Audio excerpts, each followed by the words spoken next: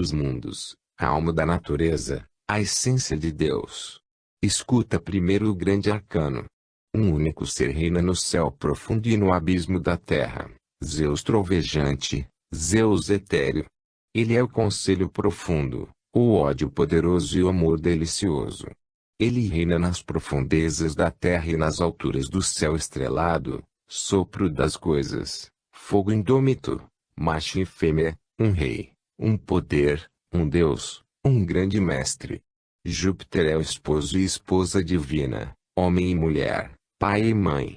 De seu matrimônio sagrado, de suas núpcias eternas saem incessantemente o fogo e a água, a terra e o éter, a noite e o dia, os altivos titãs, os deuses imutáveis e a flutuante semente dos homens. Os amores do céu e da terra não são conhecidos pelos profanos. Os mistérios do esposo e da esposa só são revelados aos homens divinos. Mas eu quero declarar a verdade. Ainda há pouco, o trovão abalava estes rochedos, o raio caía como um fogo vivo, uma chama rolante, e os ecos das montanhas bramiam de alegria. Tu, no entanto, tremias, sem saberes de onde vem este fogo nem onde ele bate. É o fogo masculino, semente de Zeus, o fogo criador. Ele sai do coração e do cérebro de Júpiter, move-se em todos os seres. Quando cai o raio, ele brota de sua mão direita. Mas, nós, seus sacerdotes, nós conhecemos sua essência, nós evitamos e algumas vezes dirigimos as suas flechas. E agora, contemple o firmamento, vê o círculo brilhante de constelações, sobre o qual se estende o leve manto da Via Láctea, poeira de sóis e de mundos. Vê flamejar Orion, cintilar os gêmeos e resplandecer a Lira. É o corpo da esposa divina que volteia numa vertigem harmoniosa aos cantos do esposo. Olha com os olhos do espírito e verás sua cabeça invertida, seus braços estendidos, e levantarás seu véu semeado de estrelas. Júpiter é o esposo e esposa divina. Eis o primeiro mistério. Agora, porém, filho de Delfos, prepara-te para a segunda iniciação. Estremece, chora, goza, adora. Porque teu espírito vai mergulhar na zona ardente onde o grande demiurgo faz a mistura da alma e do mundo na taça da vida. Bebendo nessa taça inebriante, todos os seres esquecem a divina morada e descem para o doloroso abismo das gerações. Zeus é o grande demiurgo. Dionísio é seu filho, seu verbo manifesto. Dionísio, espírito radioso, inteligência viva, resplandecia nas moradas de seu pai, no palácio do éter imutável. Um dia em que, debruçado, contemplava os abismos do céu através das constelações, viu refletida no azul profundo sua própria imagem que fugia, estendendo-lhe os braços. Apaixonado por esse belo fantasma, enamorado de seu duplo, precipitou-se para tomá-lo nos braços. Mas a imagem fugia, fugia sempre. Afinal, ele se viu num vale sombrio e perfumado, gozando as brisas voluptuosas que acariciavam seu corpo. Numa gruta, percebeu Perséfone. Maia, a bela tecelã, tecia um véu onde se viam ondular as imagens de todos os seres. Diante da Virgem Divina ele se deteve, mudo de admiração. Nesse momento, os ativos titãs e as livres titânidas perceberam-no. Os primeiros, ciumentos de sua beleza, as outras, tomadas de um amor louco, atiraram-se sobre ele como elementos furiosos e o fizeram em pedaços. Depois, tendo distribuído seus membros, colocaram-nos para ferver na água e enterraram seu coração. Júpiter fulminou os titãs e Minerva transportou para o éter o coração de Dionísio, que, ali, se transformou num sol ardente. E, da fumaça do corpo de Dionísio, saíram as almas dos homens que sobem para o céu.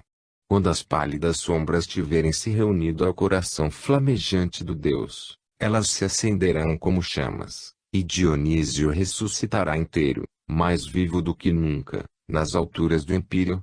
Eis o mistério da morte de Dionísio. Agora, escuta o da sua ressurreição. Os homens são a carne e o sangue de Dionísio. Os homens infelizes são membros esparsos que se buscam, contorcendo-se no crime e no ódio, na dor e no amor, através de milhares de existências. O calor ígneo da terra, o abismo das forças inferiores os leva sempre em frente para a voragem e os dilacera cada vez mais. Mas, nós, os iniciados, nós que sabemos o que está no alto e o que está embaixo, nós somos os salvadores das almas, os Hermes dos homens. Como amantes, nós os atraímos para nós, assim como nós mesmos somos atraídos pelos deuses. Assim, por meio de celestes encarnações, reconstituímos o corpo vivo da divindade. Fazemos chorar o céu e rejubilar a terra, e, como joias preciosas, trazemos em nossos corações as lágrimas de todos os seres para transformá-las em sorrisos. Deus morre em nós. Em nós ele renasce. Assim falou Orfeu. O discípulo de Delfos ajoelhou-se diante do mestre, com os braços erguidos, o gesto dos suplicantes. E o pontífice de Júpiter estendeu a mão sobre sua cabeça, pronunciando estas palavras de consagração. Que Zeus inefável e Dionísio 3 vezes revelador, nos infernos, na terra e no céu, sejam propícios à tua juventude e que derramem em teu coração a ciência dos deuses. Então, o iniciado, deixando o peristilo do templo, foi lançar os tiraques no fogo do altar e invocou 3 vezes Zeus tonitruante. Os sacerdotes giravam em círculo em torno dele, cantando um hino. O pontífice rei ficara pensativo sobre o pórtico, com o braço apoiado numa estela. O discípulo voltou a ele, dizendo: Melodioso Orfeu, filho amado dos imortais e doce médico das almas, desde o dia em que te escutei entoar os hinos dos deuses, na festa de Apolo Délfico, arrebataste meu coração e eu te segui por toda parte. Teus cantos são como um vinho que embriaga, teus ensinamentos, como uma bebida amarga que reergue o corpo abatido e difunde em seus membros uma força nova. E fala Orfeu, que parecia responder mais a vozes interiores do que a seu discípulo. Áspero é o caminho que daqui de baixo leva aos deuses. Uma senda florida, uma rampa escarpada e depois rochedos perseguidos pelo raio, cercados pelo espaço imenso, eis o destino do vidente e do profeta na terra. Meu filho, permanece nas veredas floridas da planície e não busques o além. Respondeu-lhe o jovem iniciado: minha sede aumenta à medida que a sacias. Tu me tens instruído sobre a essência dos deuses. Mas, dize-me, grande mestre dos mistérios, inspirado no divino Eros, poderei eu vê-los um dia? Falou o pontífice de Júpiter: sim, com os olhos do espírito e não com os do corpo. Ora, tu não sabes enxergar ainda a não ser com estes. É preciso um longo trabalho ou grandes dores para se abrirem os olhos interiores. Tu somente sabes abri-los, Orfeu. Contigo, o que poderei temer? Queres? Escuta, então. Na Tessália, no vale encantado de Tempe, ergue-se um templo místico, fechado para os profanos. É lá que Dionísio se manifesta para os místicos e para os videntes. Convido-te para a sua festa, que se realizará dentro de um ano. E, mergulhando-te num sono mágico, abrir-te-ei os olhos para o mundo divino. Que até lá a tua vida seja casta e branca a tua alma. Pois, deves sabê-lo, a luz dos deuses apavora os fracos e mata os profanadores. Mas, vem à minha morada, que eu te darei o livro necessário para a tua preparação. O mestre voltou para o interior do templo com o discípulo Délfico e o conduziu até a grande cela que estava reservada para ele. Lá, queimava uma lâmpada egípcia sempre acesa, suspensa por um gênio alado, forjado em metal. Lá, estavam encerrados, nos cofres de cedro odorífero, numerosos rolos de papiro cobertos de hieróglifos e de caracteres fenícios, assim como os livros escritos em idioma grego por Orfeu e que continham sua ciência mágica e sua doutrina sagrada. O mestre e o discípulo conversaram na cela durante uma parte da noite. 3. Festa dionisíaca no Vale de Tempe. Era na Tessália, no fresco Vale de Tempe. A noite santa, consagrada por Orfeu aos mistérios de Dionísio, tinha chegado. Conduzido por um dos servidores do templo, o discípulo de Delfos caminhava por uma estreita e profunda garganta, rodeada de rochedos a pique. Só se ouvia na noite sombria o murmúrio do rio que corria entre suas margens cobertas de relva. Afinal, por trás de uma montanha, mostrou-se a lua cheia. Seu disco amarelo saiu da cabeleira negra dos rochedos. Sua luz sutil e magnética deslizou para as profundezas. E, de repente, o vale encantador apareceu através de uma claridade elísea.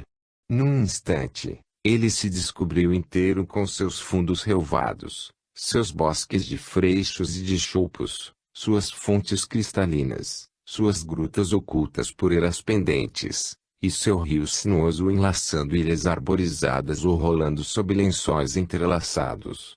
Um louro vapor, um sono voluptuoso envolviam as plantas. Suspiros de ninfas pareciam fazer palpitar o espelho das fontes, e tênues sons de flauta escapavam dos caniços imóveis. Sobre todas as coisas pairava o silencioso sortilégio de Diana. O discípulo de Delfos caminhava como em um sonho. Detinha-se, às vezes, para respirar um delicioso odor de madressilva e de loureiro amargo. Mas a claridade mágica durou um instante. A lua foi coberta por uma nuvem. Tudo se tornou negro, os rochedos retomaram suas formas ameaçadoras, e luzes errantes brilharam de todos os lados sob a espessura das árvores, à margem do rio e nas profundezas do vale. Disse o velho guia do templo: são os místicos que se põem a caminhar. Cada cortejo tem seu guia carregando um facho. Vamos segui-los. Os viajantes encontravam coros saindo dos bosques e que se punham a caminho. Viram passar primeiro os místicos do jovem Baco, adolescentes vestidos de longas túnicas de linho fino e coroados de era. Carregavam taças de madeira cinzelada, símbolos da taça da vida. Depois vieram os jovens altivos e vigorosos. Chamavam-se os místicos de Hércules lutador, túnicas curtas, pernas nuas, uma pele de leão atravessando as espáduas e os rins, coroas de oliveiras sobre a cabeça. Depois vieram os inspirados, os místicos de Baco dilacerado, a pele listrada da pantera em torno do corpo, pequenas faixas cor púrpura nos cabelos e o tiço na mão. Ao passarem junto de uma caverna, viram prostrados em terra os místicos de Aidoneu e de Eros subterrâneo. Eram homens chorando parentes e amigos mortos, que cantavam em voz baixa: Aidoneu! Aidoneu! Devolve-nos aqueles que nos tomaste ou deixa-nos descer até teu reino. O vento engolfava-se na caverna e parecia se prolongar sob a terra com os risos e os soluços fúnebres.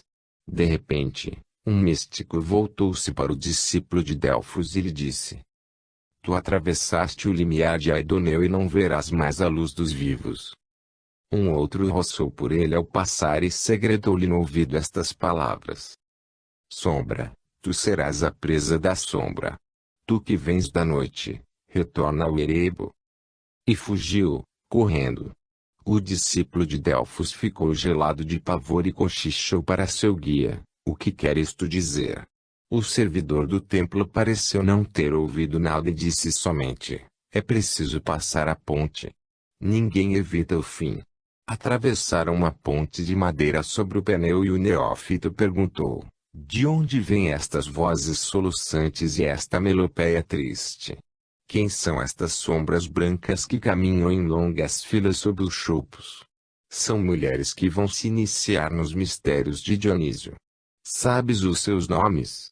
Aqui ninguém sabe o nome de ninguém e cada um esquece o seu, pois, assim como na entrada do recinto sagrado os místicos deixam suas vestes sujas para se banharem no rio e depois vestirem roupas de puro linho, assim também cada um deixa seu nome para tomar outro. Durante 7 dias e 7 noites, passam por uma transformação e para outra vida. Olha toda essa procissão de mulheres.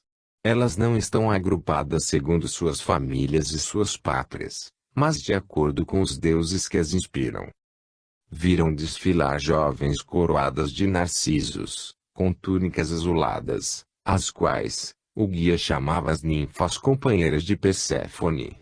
Elas traziam, castamente enlaçados em seus braços, cofres, urnas, vasos votivos. Depois vinham, em túnicas vermelhas, as amantes místicas, as esposas ardentes, as adoradoras de Afrodite. Penetraram num bosque escuro, de onde vinha o som de apelos violentos misturados a lânguidos soluços, que se acalmaram pouco a pouco. Depois, um coro apaixonado elevou-se do sombrio bosque de mirtas, e subiu aos céus em lentas palpitações. Eros, tu nos feriste. Afrodite, tu quebraste os nossos membros. Cobrimos nosso seio com a pele do filhote de servo, mas trazemos no peito a púrpura sangrenta de nossas feridas. Nosso coração é um braseiro devorador. Outras morrem de pobreza, mas é o amor que nos consome. Devora-nos, Eros. Eros. Ou liberta-nos, Dionísio. Dionísio.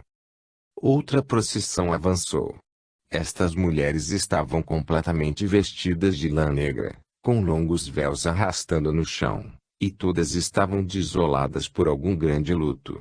O guia as chamou de as desoladas de Perséfone. Neste local existia um grande mausoléu de mármore recoberto de Hera. Elas se ajoelharam em volta, desataram seus cabelos e soltaram altos gritos. À estrofe do desejo elas responderam com a estrofe da dor, clamando: Perséfone, tu estás morta, arrebatada por Aidoneu, desceste ao império dos mortos. Mas, nós, que choramos o bem-amado, nós somos como que mortas-vivas. Que o dia não renasça. Que a terra que te cobre, ó grande deusa, nos dê o sono eterno, e que nossa sombra erre enlaçada à sombra querida.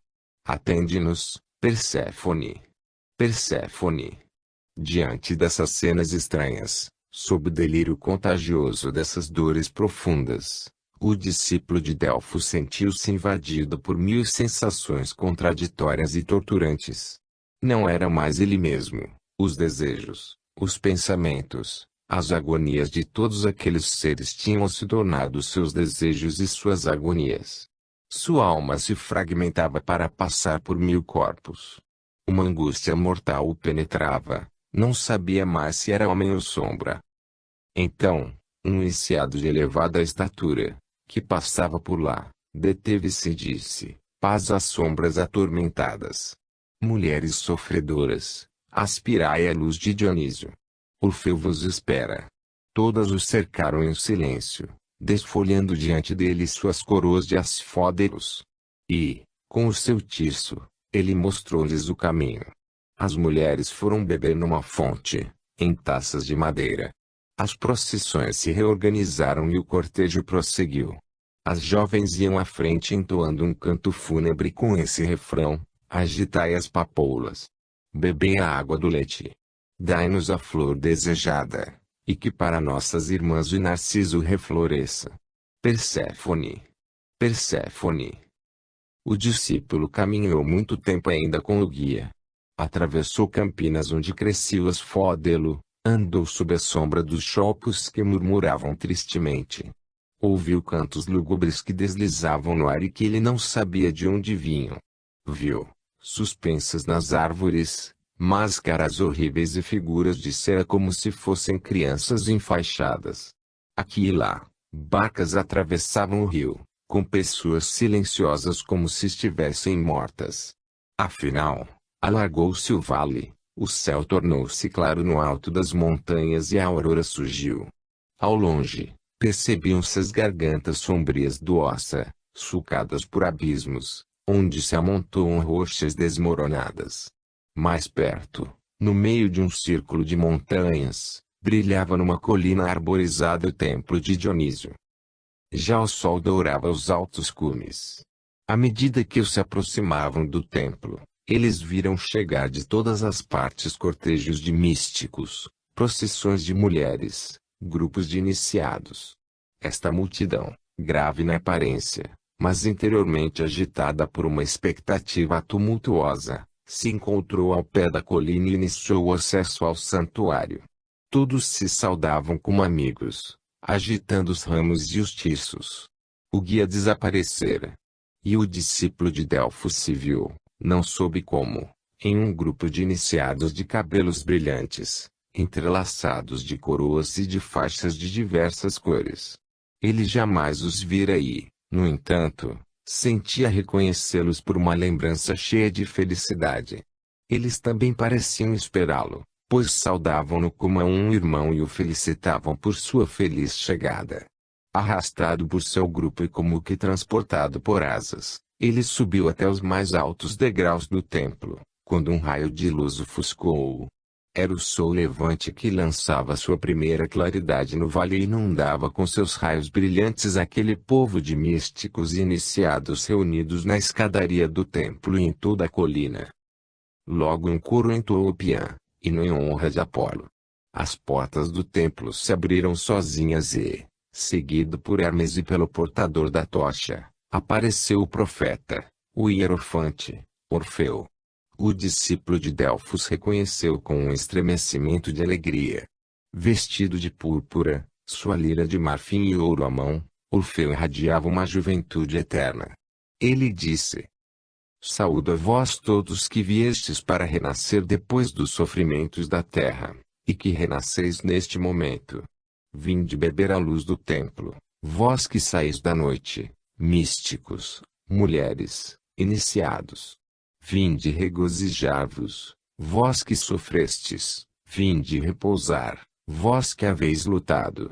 O sol que eu evoco sobre vossas cabeças, e que vai brilhar em vossas almas, não é o sol dos mortais, é a pura luz de Dionísio, o grande sol dos iniciados.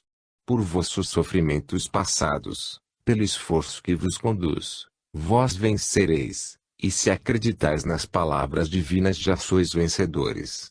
Depois do longo circuito das existências tenebrosas, saireis, enfim, do círculo doloroso das gerações, e todos vós vos vereis como um só corpo, como uma só alma na luz de Dionísio. A centelha divina que nos guia na terra está em nós. Torna-se chama do templo, estrela do céu. Assim cresce a luz da verdade. Escutai vibrar a lira de 7 cordas, a lira do Deus. Ela move os mundos. Escutai bem. Que esse som vos atravesse. E as profundezas dos céus se abrirão.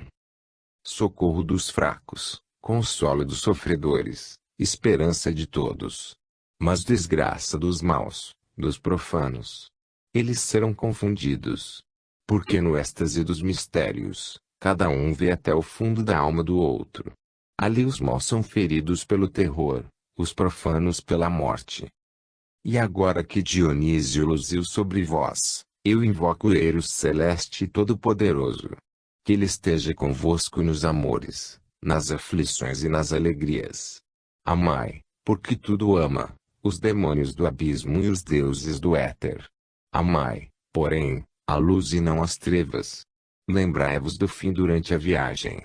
Quando as almas voltam para a luz, elas trazem, como manchas horrendas sobre o seu corpo sideral, todas as faltas de sua vida. E, para apagá-las, é preciso que elas expiem e que retornem à terra. Mas os puros, os fortes vão para o sol de Dionísio. E, agora, entoai o Evoé, Evoé, gritaram os arautos aos 4 cantos do templo. Evoé. Os címbalos retiniram. Evoé, respondeu a assembleia entusiasmada, agrupada nos degraus do santuário. E o grito de Dionísio, o apelo sagrado ao renascimento, à vida, reboou no vale, repetido por 1000 peitos, enviado ao longe por todos os ecos das montanhas. E os pastores das gargantas selvagens do Ossa, com seus rebanhos pelas florestas, sentiram-se suspensos às nuvens e responderam: Evoé. 4. Evocação. A festa findara como um sonho, anoitecera. As danças, os cantos e as preces tinham desaparecido numa bruma rósea. Orfeu e seu discípulo desceram por uma galeria subterrânea para a cripta sagrada, que se prolongava no coração da montanha e a qual somente o Hierofante tinha acesso. Lá o inspirado dos deuses se entregava às suas meditações solitárias ou prosseguia, com seus adeptos, as elevadas obras da magia e da teurgia. Ao seu redor, estendia-se um espaço imenso e cavernoso. 2 archotes fixados no chão vagamente iluminavam as muralhas fendidas e as profundezas tenebrosas. A alguns passos, uma fenda negra se escancarava no solo, um vapor quente saía dali, e este abismo parecia descer às entranhas da terra. Um pequeno altar onde queimava um fogo de loureiro seco e uma esfinge de pórfiro vigiavam suas bordas. Mais distante, a uma altura incomensurável, a caverna recebia a claridade do céu estrelado por uma fenda oblíqua. Esse pálido raio de luz azulada parecia o olho do firmamento mergulhando naquele abismo. Então, Orfeu disse ao discípulo: Tu bebeste nas fontes da luz santa. Entraste como o coração puro no seio dos mistérios. Chegou a hora solene de fazer-te penetrar nas fontes da vida e da luz. Aqueles que não ergueram o véu espesso que encobre aos olhos dos homens as maravilhas invisíveis, não se tornam filhos dos deuses. Escuta, pois, as verdades que é preciso calar a multidão e que fazem a força dos santuários. Deus é uno e sempre semelhante a Ele mesmo. Ele reina em toda parte. Mas os deuses são inúmeros e diversos, porque a divindade é eterna e infinita. Os maiores são as almas dos astros. Sóis, estrelas, terras e luas, cada astro tem o seu, e todos são resultantes do fogo celeste de Zeus e da luz primitiva. Semiconscientes, inacessíveis, imutáveis, eles regem o grande conjunto de seus movimentos regulares. Ora, cada astro que gira arrasta, em sua esfera etérea, falanges de semideuses ou almas resplandecentes, que outrora foram homens, e que, após terem descido a escala dos reinos, gloriosamente tornaram a subir os ciclos, para saírem, finalmente, do círculo das gerações. É por meio desses divinos espíritos que Deus respira, age, aparece. Que digo eu? Eles são o sopro de sua alma viva, os raios de sua consciência eterna. Comandam os exércitos dos espíritos inferiores que atuam nos elementos. Dirigem os mundos.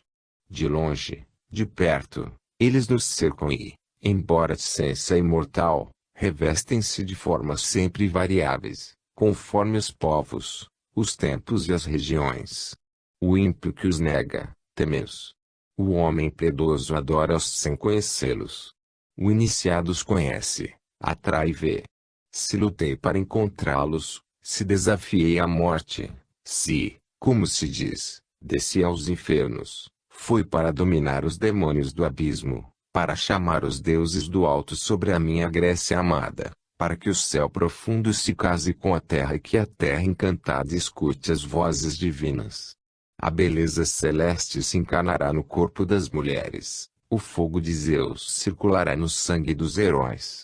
E muito antes de subirem aos astros, os filhos dos deuses resplandecerão como os imortais. Sabes o que é a lira de Orfeu? O som dos templos inspirados. Tem os deuses como cordas. A sua música, a Grécia se afinará como uma lira e o próprio mármore cantará em cadências brilhantes, em celestes harmonias. Agora evocarei meus deuses, para que eles te apareçam vivos e te mostrem, numa visão profética, o místico Himeneu que preparo para o mundo e que os iniciados verão. Deita-te ao abrigo desta rocha. Nada temas. Um sono mágico fechará tuas pálpebras. Tremerás no início e verás coisas terríveis. Mas, em seguida, uma luz deliciosa, uma felicidade desconhecida inundará teus sentidos e todo o teu ser. O discípulo já se encolhera no nicho cavado em forma de leito na rocha. Orfeu pôs algumas gotas de perfume no fogo do altar. Depois, tomou seu cetro de ébano, cuja cabeça era de cristal flamejante, colocou-se junto da esfinge e, clamando com uma voz profunda, começou a invocação: Cibele, Cibele, grande mãe, ouve-me. Luz original, chama ágil, etérea e sempre saltitante através dos espaços, que encerras os ecos e as imagens de todas as coisas. Invoco os teus corcéis fulgurantes de luz. Ó alma universal, criadora dos abismos, semeadora de sóis, que arrastas pelo éter teu manto estrelado. Luz sutil, oculta, invisível aos olhos da carne. Grande mãe dos mundos e dos deuses, tu, que encerras os tipos eternos. Antiga Cibele, a mim, por meu cetro mágico, por meu pacto com as potências, pela alma de Eurídice, eu te evoco, esposa multiforme, dócil e vibrante sob o fogo do macho eterno. Do mais alto dos espaços, do mais profundo dos abismos, de todas as partes vem, aflui, enche esta caverna com teus eflúvios. Cerca o filho dos mistérios com uma muralha de diamante e faz que ele veja em teu seio profundo os espíritos do abismo, da terra e dos céus. A estas palavras, um trovão subterrâneo abalou as profundezas do abismo, toda a montanha tremeu. Um suor frio gelou o corpo do discípulo. Ele via Orfeu através de uma fumaça que aumentava. Por um instante tentou lutar contra a força terrível que o abatia. Mas seu cérebro ficou submerso, sua vontade anulada. Sentiu as angústias de um afogado que tem os pulmões entupidos de água e cuja horrível convulsão termina nas trevas da inconsciência. Quando recuperou a consciência, a noite reinava ao seu redor, uma noite atravessada por uma semiclaridade rasteira, amarelada, lodosa. Olhou por muito tempo sem nada ver. De quando em quando, sentia sua pele roçada como que por morcegos invisíveis. Afinal, vagamente, pareceu-lhe ver mexerem-se nas trevas formas monstruosas de centauros, hidras e górgonas. Mas a primeira coisa que percebeu, distintamente, foi uma grande figura de mulher, sentada num trono. Ela estava envolta no longo véu de pregas fúnebres, semeado de estrelas pálidas, e trazia uma coroa de papoulas. Seus grandes olhos, abertos, velavam imóveis.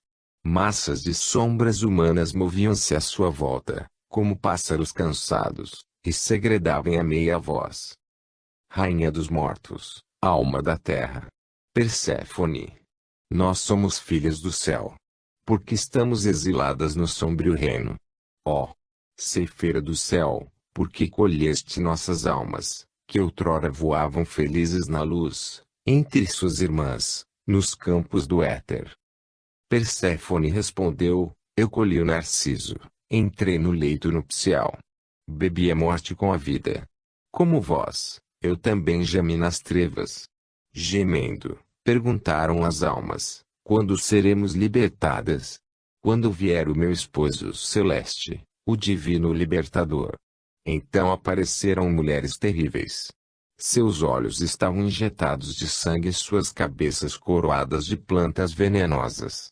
Em torno dos braços, dos flancos seminus torciam-se serpentes que elas manejavam como chicotes, almas, espectros, larvas, diziam elas com sua voz sibilante, não acrediteis na insensata rainha dos mortos.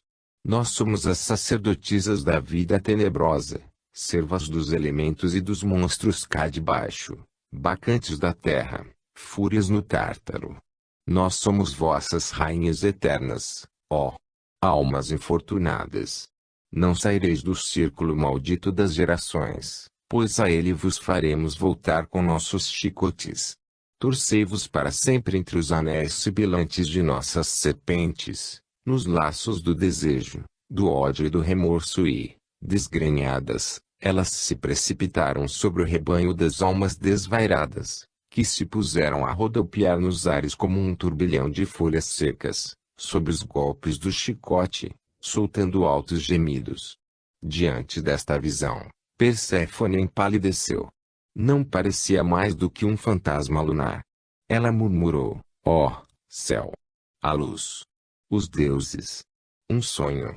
Sono, sono eterno.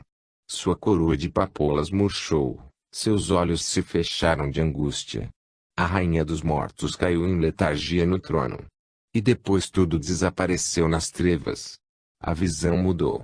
O discípulo de Delfos se viu num vale esplêndido e verdejante com o Monte Olimpo ao fundo. Diante de um antro negro, adormecia sobre um leito de flores a bela Perséfone. Uma coroa de narciso substituía, em seus cabelos, a coroa de papoulas fúnebres, e a aurora de uma vida que renascia derramava em suas faces um colorido ambrosiano. Suas tranças escuras caíam sobre as espáduas de magnífica brancura, e as rosas de seu seio, docemente agitado, pareciam chamar os beijos dos ventos. Ninfas dançavam numa campina. Pequenas nuvens brancas viajavam no firmamento.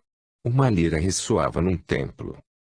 Em sua voz de ouro, em seus ritmos sagrados, o discípulo ouviu a música íntima das coisas. Pois das folhas, das ondas, das cavernas saía uma melodia incorpórea e eterna. E as vozes longínquas das mulheres iniciadas, que guiavam seus coros nas montanhas, chegavam a seus ouvidos em cadências batidas. Umas, desvairadas, apelavam para Deus, outras acreditavam percebê-lo, caindo na borda das florestas meio mortas de fadiga. Finalmente, o firmamento se abriu no zênite, para gerar de seu seio uma nuvem brilhante. Como um pássaro que paira um instante e depois se precipita sobre a terra, o Deus que sustenta o Tirso desceu e veio pousar diante de Perséfone. Ele era radioso, com os cabelos desfeitos. E em seus olhos rolava o delírio sagrado dos mundos por nascer. Por muito tempo ele a cobriu com o olhar, depois estendeu seu Tirso sobre ela. O Tirso roçou-lhe o seio, e ela se pôs a sorrir. Ele tocou-lhe a fronte, ela abriu os olhos, ergueu-se lentamente e contemplou seu esposo. Aqueles olhos, ainda cheios do sono do Erebu, começaram a brilhar como duas estrelas. E o Deus perguntou: "Reconheces-me?" Exclamou Perséfone: "Ó Dionísio, espírito divino, verbo de Júpiter, luz celeste que resplandece sob a forma de homem. Cada vez que tu me despertas, acredito viver pela primeira vez. Os mundos renascem em minha lembrança. O passado, o futuro tornam-se o imortal presente, e eu sinto em meu coração irradiar o universo. Ao mesmo tempo, acima das montanhas, numa orla de nuvens prateadas, apareceram os deuses curiosos, inclinados na direção da terra. Embaixo, grupos de homens, de mulheres e de crianças, que saíram dos pequenos vales e das cavernas, contemplavam os imortais num arrebatamento celeste. E nos ardentes subiam dos templos com as ondas de incenso. Entre a terra e o céu, preparava-se um daqueles matrimônios que fazem as mães conceberem heróis e deuses. Já um colorido rosa tinha se derramado sobre toda a paisagem. Já a rainha dos mortos, voltando a ser a divina ceifadora, subia rumo aos céus, transportada pelos braços do esposo. Uma nuvem púrpura os envolveu e os lábios de Dionísio pousaram na boca de Perséfone. Então, um imenso grito de amor partiu do céu e da terra, como se o arrepio sagrado dos deuses, passando sobre a grande lira, quisesse dilacerar todas as cordas e debulhar os sons a todos os ventos. Ao mesmo tempo, emanou do Pai Divino uma fulguração, um furacão de luz estonteante. E tudo desapareceu. Por um momento, o discípulo de Orfeu sentiu-se como que tragado pela fonte de todas as vidas, submerso no sol do ser. E, mergulhando em seu braseiro incandescente, dele irrompeu com suas asas celestes. Como um relâmpago, atravessou os mundos, para atingir em seus limites o sono estático do infinito. Quando recobrou seus sentidos corporais, estava mergulhado na noite escura. Somente uma lira luminosa brilhava nas trevas profundas. Ela fugia, fugia e se transformou numa estrela. Só então o discípulo percebeu que estava na cripta das evocações e que aquele ponto luminoso era a fenda distante da caverna aberta para o firmamento. Uma grande sombra se mantinha de pé junto dele. Reconheceu Orfeu, por seus longos cachos e pelo cristal flamejante de seu cetro. Perguntou-lhe o Hierofante, filho de Delfos, de onde vens? Mestre dos iniciados, celeste encantador, maravilhoso Orfeu, tive um sonho divino. Seria isto um encanto da magia, um dom dos deuses? O que aconteceu? Transformou-se o mundo. Onde estou agora? Conquistaste a coroa de iniciação e viveste o meu sonho, a Grécia imortal. Mas devemos sair daqui. Para que tudo se cumpra, é preciso que eu morra e que tu vivas. 5. A morte de Orfeu. As florestas de carvalhos rugiam chicoteadas pela tempestade, nos flancos do Monte Calcaior. Os raios ribombavam em golpes redobrados sobre as rochas nus e faziam tremer em suas bases o templo de Júpiter. Os sacerdotes de Zeus estavam reunidos numa cripta abobadada do santuário. Em seus assentos de bronze, formavam semicírculo. Orfeu conservava-se de pé no meio deles, como um acusado. Estava mais pálido do que de costume, mas uma chama profunda emanava de seus olhos calmos. O mais velho dos sacerdotes elevou a voz grave como a de um juiz. Orfeu, tu, que dizem ser filho de Apolo, a quem nomeamos pontífice e rei, entregando o cetro místico dos filhos de Deus, reinas sobre a Trácia por meio da arte sacerdotal e real. Reergueste neste país os templos de Júpiter e de Apolo, e fizeste reluzir na noite os mistérios, o sol divino de Dionísio. Mas, por acaso sabes o que nos ameaça? Tu, que conheces os segredos terríveis, tu, que mais de uma vez nos predisseste o futuro e que, de longe, falaste a teus discípulos, aparecendo-lhes em sonho, tu ignoras o que se passa ao redor de ti. Em tua ausência, as bacantes selvagens, as sacerdotisas malditas reunirão-se no vale de Hécate. Conduzidas por Aglonice, a mágica de Tessália, persuadiram os chefes das margens do Ebro a restabelecerem o culto da sombria Hécate e ameaçam destruir os templos dos deuses masculinos e todos os altares do Altíssimo. Excitados por suas bocas ardentes, guiados por suas tochas incendiárias, 1000 guerreiros trácios estão acampados ao pé daquela montanha, e amanhã assaltarão o templo, instigados pelo sopro das mulheres vestidas com peles de panteras, ávidas do sangue dos machos. Aglonice, a grande sacerdotisa da Hécate tenebrosa, os conduz, é a mais terrível das mágicas, implacável e obstinada como uma fúria. Deves conhecê-la. O que dizes? Falou Orfeu, eu já sabia de tudo, e tudo devia acontecer. Então, por que nada fizeste para nos defender? Aglonice jurou degolar-nos sobre nossos altares, diante do céu vivo, que adoramos.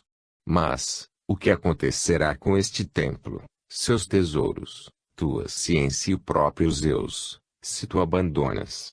Orfeu replicou com doçura, não estou convosco. O ancião respondeu, vieste, mas muito tarde. Aglonice conduz as bacantes e as bacantes conduzem os trácios. Tu os repelirás com o raio de Júpiter e com as flechas de Apolo. Por que não convocaste neste recinto os chefes trácios, fiéis a Zeus, para esmagarem a revolta? Não com armas, mas com a palavra que se defendem os deuses. Não são os chefes que devem ser abatidos, mas as bacantes. Eu irei. Sozinho. Ficai tranquilos. Nenhum profano transporá este recinto. Amanhã terminará o reinado das sacerdotisas sanguinárias. E sabei-o bem, vós que tremeis diante da horda de Hécate, os deuses celestes e solares vencerão. A ti, ancião, que duvidavas de mim, deixo-te o cetro do pontífice e a coroa de Hierofante. O velho, apavorado, perguntou, o que vais fazer? Vou reunir-me aos deuses. A vós todos, adeus. Orfeu saiu, deixando os sacerdotes mudos em seus assentos. No templo, encontrou o discípulo de Delfos e, tomando-lhe a mão com energia, falou: vou ao campo dos Trácios. Segue-me. Eles marchavam sob os carvalhos. A tempestade estava longe. Entre as ramagens espessas, brilhavam as estrelas. Orfeu falava: chegou para a minha hora suprema. Outros me compreenderam, mas tu me amaste. Eros é o mais antigo dos deuses, dizem os iniciados. Ele tem a chave de todos os seres. Também eu te fiz penetrar no fundo dos mistérios. Os deuses falaram contigo, tu os viste. Agora, longe dos homens, sozinho consigo mesmo, na hora de sua morte, Orfeu deve deixar ao discípulo amado a palavra de seu destino, a imortal herança, a pura chama de sua alma. O discípulo de Delfos disse: Mestre, eu te escuto e te obedeço. Continuemos a caminhar por esta vereda que desce. O tempo urge. Quero surpreender meus inimigos. Enquanto me segues, escuta e grava minhas palavras em tua memória, mas conservas como um segredo. Elas se imprimem com letras de fogo em meu coração. Os séculos jamais as apagarão. Sabes, agora, que a alma é filha do céu. Contemplaste tua origem e teu fim e começas a te recordares. Quando ela desce na carne, continua, embora, fracamente, a receber o influxo do alto. E é através de nossas mães que esse sopro poderoso chega até nós. O leite de seu seio nutre nosso corpo. Mas é da sua alma que se nutre nosso ser angustiado pela sufocante prisão do corpo. Minha mãe era sacerdotisa de Apolo, minhas primeiras lembranças são as de um bosque sagrado, de um templo solene, de uma mulher carregando-me em seus braços, envolvendo-me com a suave cabeleira como uma cálida roupa. Os objetos terrestres, as fisionomias humanas me invadiram com um terror medonho. Mas logo minha mãe me apertava nos braços e encontrava seu olhar, que me inundava de uma divina lembrança do céu. Porém, esse raio de luz morreu no cinzento sombrio da terra. Um dia, minha mãe desapareceu. Morrera. Privado de seu olhar, de suas carícias, fiquei assustado com minha solidão. Tendo visto correr o sangue de um sacrifício, fui acometido de horror pelo templo e desci para os vales tenebrosos. As bacantes abalaram minha juventude. Desde então, a glonice reinava sobre aquelas mulheres voluptuosas e ferozes. Homens e mulheres, todo o mundo a temia. Essa Tsaliana exercia sobre todos os que dela se aproximavam uma atração fatal. Por meio das artes da infernal Hecate, ela atraía jovens para o seu vale mal assombrado e as instruía em seu culto. Todavia, ela vira Eurídice e ficara apaixonada por essa virgem com um desejo perverso, um amor desenfreado, maléfico. Ela queria arrebatar a jovem para o culto das Bacantes, dominá-la, entregar aos gênios infernais, depois de ter fenecido sua juventude. Ela já tinha envolvido com suas promessas sedutoras, com seus sortilégios noturnos. Eu mesmo, atraído por um pressentimento desconhecido para o vale de Hecate, caminhava um dia entre os arbustos de uma campina cheia de plantas venenosas. Mas, de todos os lados reinava o horror dos bosques sombrios frequentados pelas bacantes. Perfumes exalavam ali por baforadas, como o quente hálito do desejo. Foi então que vi Eurídice. Ela caminhava lentamente, sem me ver, na direção de um antro, como que fascinada por um alvo invisível. Às vezes, um riso ligeiro saía do bosque das bacantes, às vezes, um suspiro estranho. Eurídice detinha-se trêmula, indecisa, e depois recomeçava sua caminhada, como que atraída por um poder mágico. Seus cachos de ouro tremulavam sobre as espáduas alvas, seus olhos de narciso nadavam na embriaguez, enquanto ela caminhava para a boca do inferno. Mas eu tinha visto o céu adormecido em seu olhar. Menos Eurídice. Menos gritei, tomando-lhe a mão. Menos aonde vais? Menos como que despertada de um sonho, Ela soltou um grito de horror e de libertação, depois caiu sobre meu peito. Foi neste momento que o divino Eros nos dominou e, por um olhar, Eurídice e Orfeu foram esposos para sempre. Então, Eurídice, que me tinha enlaçado em seu desespero, mostrou-me a gruta com um gesto de pavor. Dela me aproximei e ali vi uma mulher sentada. Era a Glaonice. Junto dela, uma pequena estátua de Hécate em cera, pintada de vermelho, branco e preto, segurando um chicote. Ela murmurava palavras encantadas, fazendo girar a rodinha mágica, e seus olhos, fixos no vazio, pareciam devorar a presa. Eu quebrei a rodinha, esmigalhei a estátua de Hécate a meus pés e, ferindo a mágica com o olhar, gritei: por Júpiter, proíbo-te de pensares em Eurídice, sob pena de morte.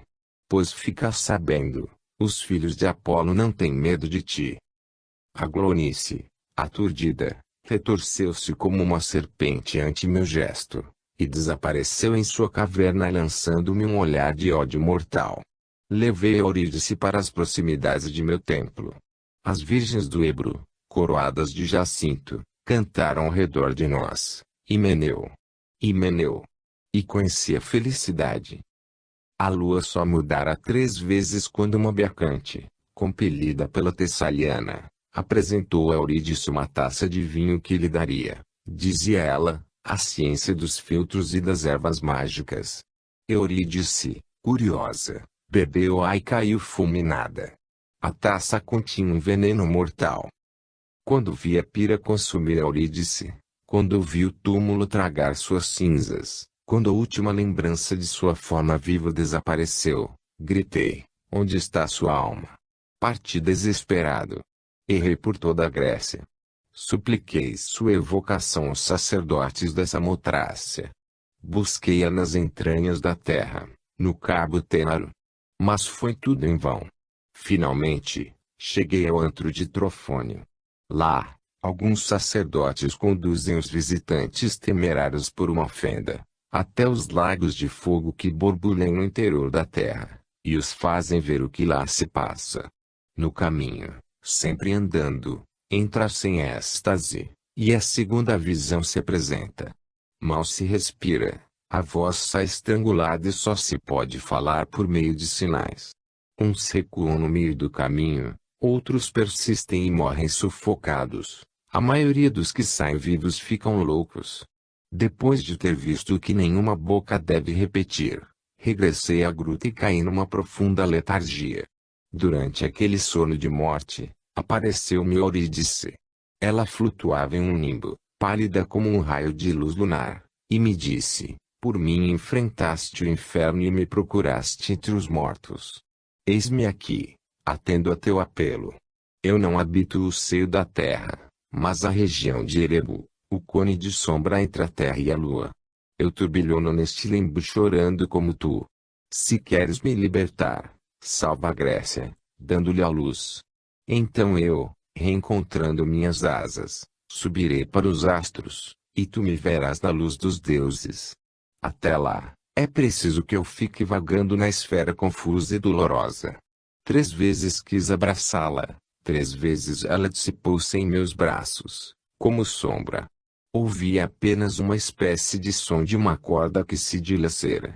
Depois, uma voz fraca como um sopro, triste como um beijo de adeus, murmurou: Orfeu. Aquela voz me despertou. Este nome pronunciado por uma alma transformara meu ser. Senti passar por mim o estremecimento sagrado de um imenso desejo e o poder de um amor sobre-humano.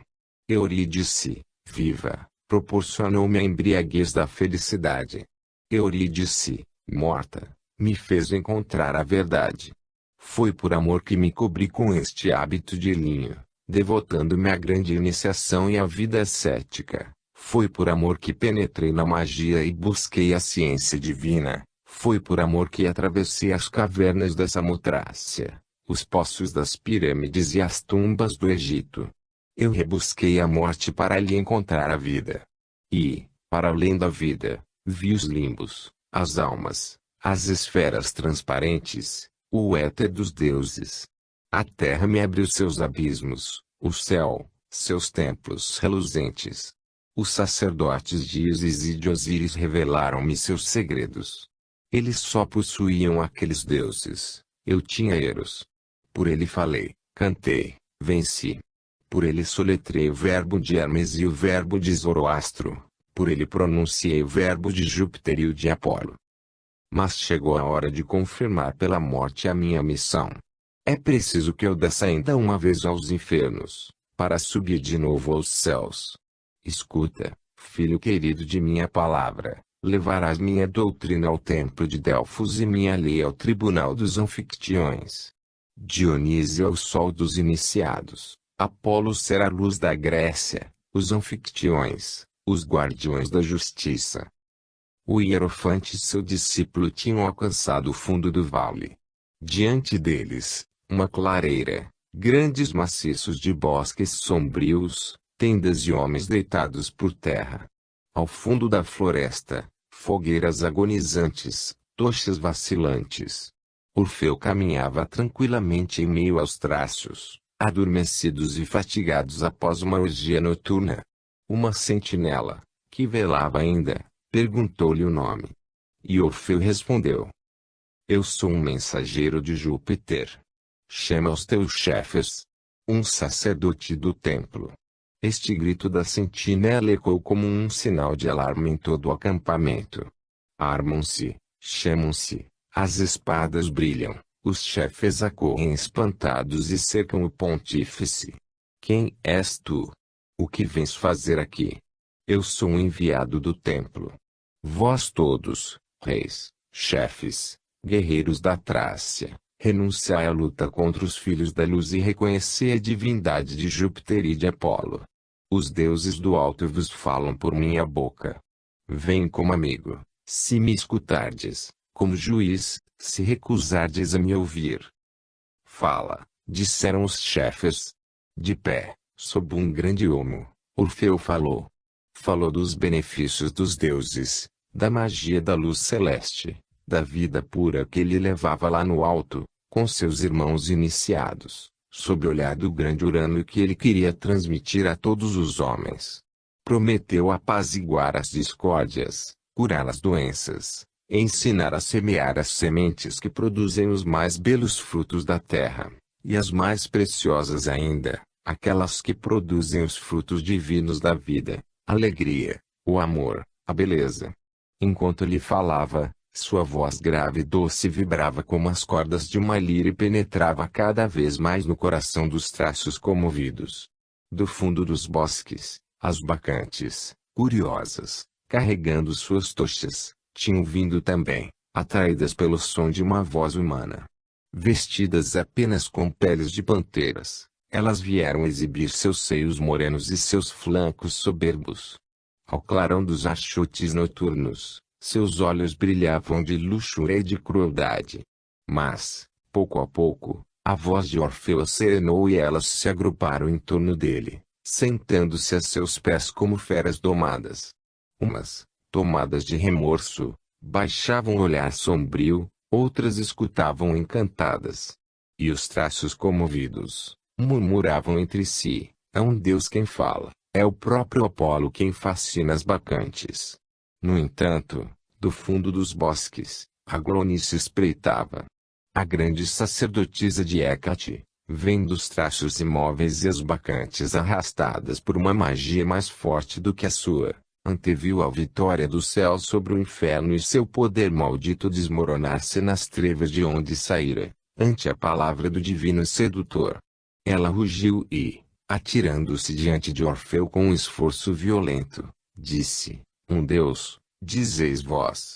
E eu vos digo que é Orfeu, um homem como vós, um mágico que vos engana, um tirano que se apropria de uma coroa.